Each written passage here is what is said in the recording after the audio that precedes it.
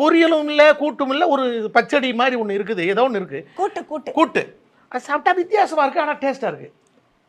எனக்கு வந்து கேட்க முடியலை, என்னால் தாங்க முடியாது. இது என்னங்கன்னு கேட்டேன்.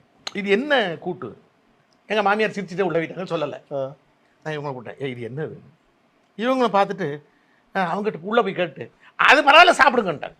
என்னமோ இருக்குது, இது என்ன சொல்லுங்க நீங்கள், ஏன் சொல்ல மாட்டீங்க, ஏன் சொல்ல மாட்டீங்க சொல்லுங்க. ஒன்றுமே இல்லை, தர்பூசணி போல சாப்பிட்டோம்ல, அதோட தோலை தூக்கி எறியாம ஒரு பக்கம் சீவிட்டு அதை பண்ணிட்டோம்.